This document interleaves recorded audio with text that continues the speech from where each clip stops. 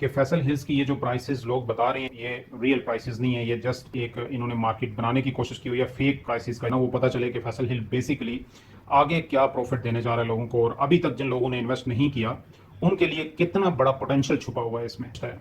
इसके बाद और अगर बंदा कोई इन्वेस्ट करे तो उसको क्या मिलेगा।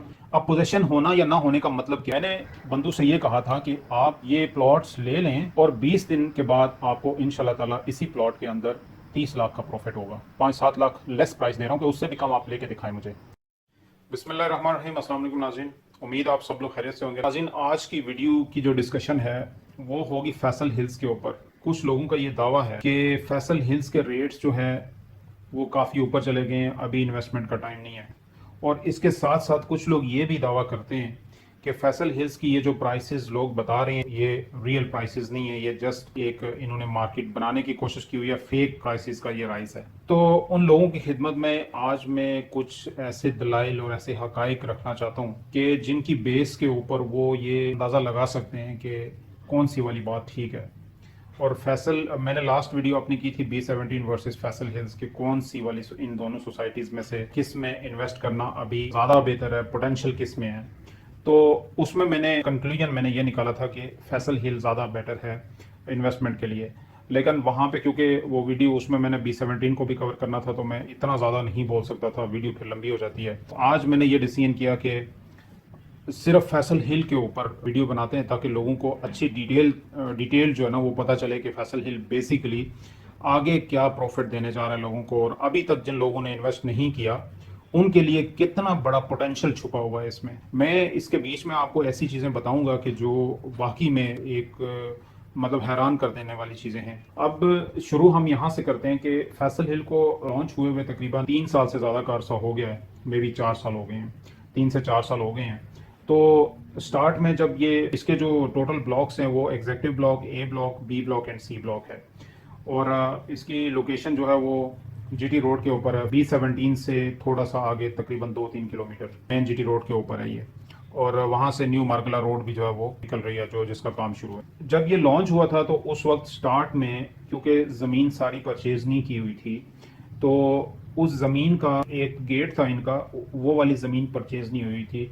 उसकी वजह से काफ़ी सारे लोग समझने लगे कि यार, मार्केट में ये बात फैल गई कि यार इनके पास तो गेट ही नहीं है, तो गेट की ज़मीन नहीं है, तो कल के दिन अगर इन्हें गेट की ज़मीन नहीं मिलती तो ये जो है सोसाइटी फ्लॉप हो जाएगी, ये नहीं चलेगी। तो इसके पीछे आप जो बैकबोन थी वो चौधरी मजीद साहब थे। चौधरी मजीद साहब का जिनको नहीं पता तो उनको मैं जस्ट 30 सेकंड के अंदर उनका एक छोटा सा इंट्रोडक्शन दे देता हूँ। उनका इंट्रोडक्शन ये है कि इस्लामाबाद का पॉश एरिया है E11, उस वो सारा डेवलप किया, डिलीवर किया। B17 के A B C D E F और G ब्लॉक तक डेवलप किए, डिलीवर किए, जिसमें से G ब्लॉक डिलीवरी के स्टेज में है। उसके बाद फैसल हिल्स आपके सामने है, NOC अप्रूव्ड है। फैसल टाउन के A B C ब्लॉक्स जो है वो ऑलमोस्ट A और B डिलीवर हो चुके हैं और C डिलीवरी की स्टेज में है, और वो भी NOC अप्रूव्ड प्रोजेक्ट है। उसके बाद फैसल रेजिडेंशिया देख लें, चौधरी मजीद साहब ने जो प्रोजेक्ट किया वो बड़े अच्छे तरीके से किया और डिलीवर किया उसको, मतलब उन्होंने काम दिया। और उन्होंने ये नहीं किया कि मतलब गुजारे वाला काम नहीं किया, उन्होंने सोसाइटी के अंदर उसको VIP बनाने की कोशिश भी की है। अंडरग्राउंड उन्होंने सारी चीज़ें, मतलब जो सीवरेज का सिस्टम है, बिजली का सिस्टम है, उसकी केबल्स वगैरह सारी चीज़ें, वो सब कुछ अंडरग्राउंड किया। मतलब एक दूर पा, जिसे सोच का कहते हैं, दूर पा सोच, वो उस तरीके से उन्होंने काम किया है। तो बात ये शुरू हुई थी गेट खरीद सकेंगे या नहीं, गेट की जगह खरीद सकेंगे या नहीं। तो आखिर वो गेट की जगह इन्होंने ख़रीद ली। ऑब्वियसली वो ख़रीदनी थी, इन्होंने ख़रीद ली। जब लोगों को ये पता चला कि अब तो गेट भी आ गया, लोगों का हाल ये हो चुका था कि लोग माइनस में 2-2 लाख माइनस में जो है ना वो फाइलें बेच रहे थे, कोई ले ही नहीं रहा था। लेकिन तकरीबन पिछले 1.5 से 2 साल के अंदर जब ये काम हो चुका, उसके बाद इसके प्रॉफिट जो है ना वो बूस्ट करना शुरू कर दिया इनके इसके प्रॉफिट्स ने। मैं आपको एक सिंपल 5 मरले से लेके चलूंगा। ए ब्लॉक में जो इसका शुरू में जब ये इन्होंने लैंड परचेज कर ली थी, प्रॉफिट में आना शुरू हुआ, तो ये इस तरह से कि हफ्तों में ये प्रॉफिट ऊपर गया है। तो ये एक वाहिद ऐसी सोसाइटी है इस टाइम के अंदर के जिसमें प्रॉफिट पहले 2 लाख हुआ, फिर 4 लाख, 5 लाख, 6 लाख, 8 लाख करते करते आज से तकरीबन साल पहले इसके ए ब्लॉक का 5 मरले का प्रॉफिट जो है वो तकरीबन 18 लाख था, 18 से 20 लाख था। और ये 18 से 20 लाख अब, और इसका जो टोटल प्लॉट की जो कॉस्ट थी वो तकरीबन, कोई इसमें बुकिंग थी 15 लाख वाली, फिर एक न्यू बुकिंग आई थी 19 लाख वाली। तो करते करते ये वाला प्रॉफिट जो है वो यानी 40 लाख तक चला गया। आज ए ब्लॉक में या एग्जेक्टिव ब्लॉक में तकरीबन 40 लाख प्रॉफिट है 5 मरले का, और उसमें अगर आप 20 लाख और डालते हैं यानी 40-45 लाख, 40-45 लाख, किसी जगह 50 लाख भी प्रॉफिट है। और यानी आपको 60 से 70 में आपको वहां पे प्लॉट मिलता है ए ब्लॉक में 5 मरले का।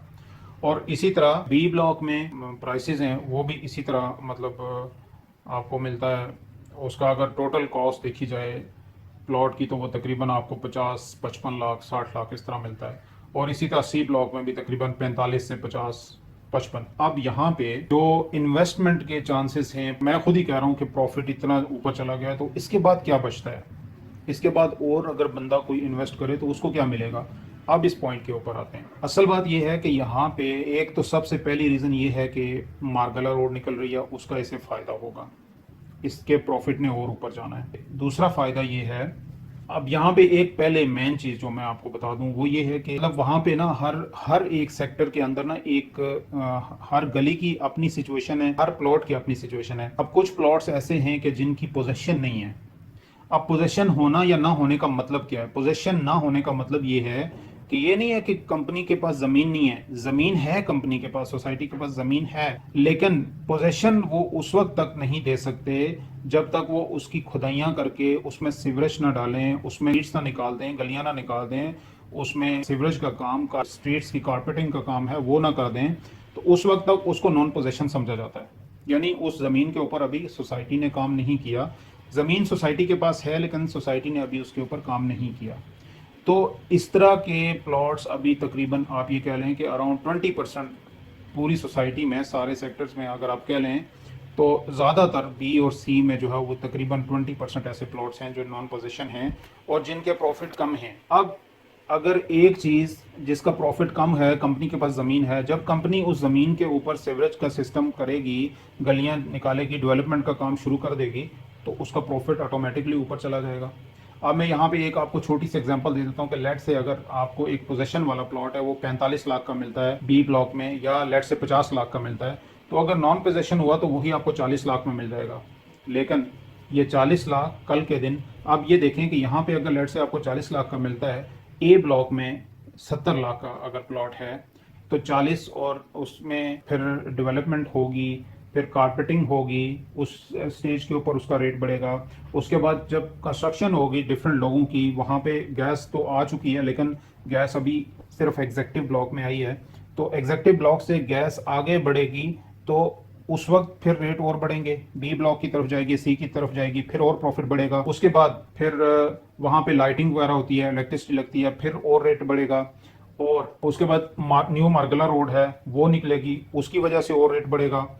फिर उसके बाद ये है कि मैंने अपनी लास्ट वीडियो में बताया था कि वहाँ पे सी ब्लॉक में अली मेडिकल कॉम्प्लेक्स वालों ने एग्रीमेंट किया है और वो एक स्टेट ऑफ द आर्ट एक वहाँ पे हॉस्पिटल बना रहे हैं जो कि पूरे फैसल हिल को, बल्कि सराउंडिंग की जो सोसाइटीज़ हैं उनको भी बहुत बड़ी, ये उनके लिए भी एक बहुत बड़ी फैसिलिटी है ये, वहाँ पे भी वहाँ के रेट्स को बूस्ट मिलने की।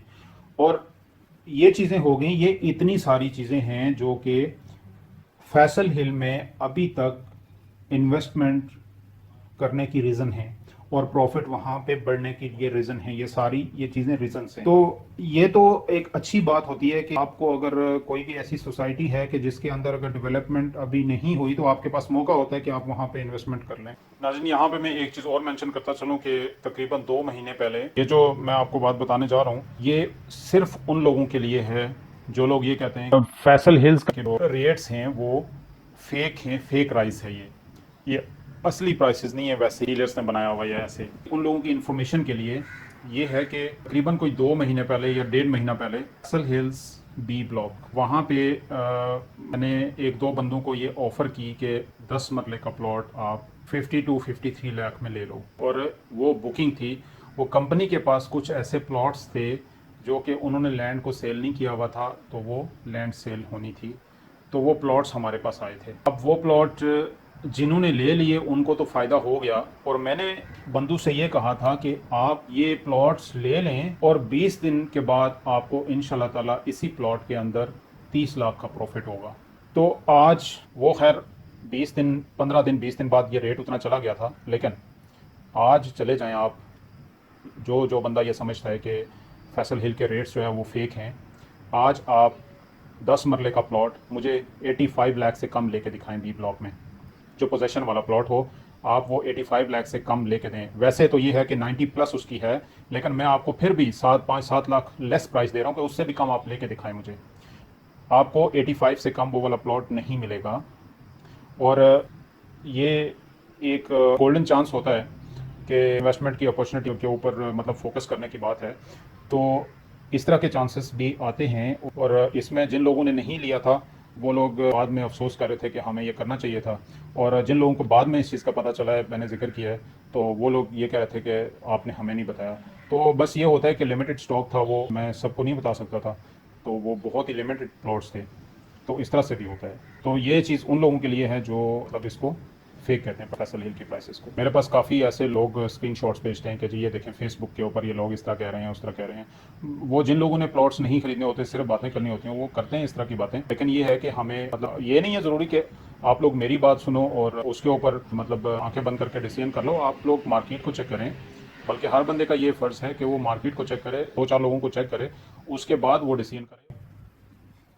तो नाज़रीन, मुझे उम्मीद है कि मैंने सारे पॉइंट्स को कवर कर लिया है। मैंने इस वीडियो को एज अ जनरल डिस्कशन ही लिया है। मुझे उम्मीद है कि ये इन्फॉर्मेशन आपके लिए यूज़फुल साबित होगी। इसी तरह की अमेजिंग वीडियोस के लिए हमारे चैनल को सब्सक्राइब कर लीजिएगा, बेल आइकन पे क्लिक कर लीजिएगा, और इस वीडियो को अपने रिलेटिव्स और फ्रेंड्स के साथ ज़रूर शेयर करें ताकि उन्हें भी ये इन्फॉर्मेशन हो। अगर कोई इन्वेस्टमेंट करना चाहता है तो वो भी इस अपॉर्चुनिटी से फ़ायदा उठा सकें। इसी तरह की एक और वीडियो तक अपना बहुत सारा ख्याल रखिएगा। Thank you.